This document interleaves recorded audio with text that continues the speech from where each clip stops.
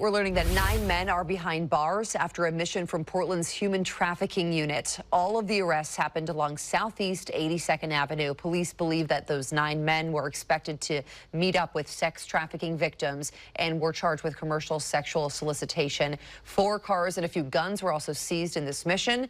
Police also took in 6 sex trafficking victims who were offered services and resources.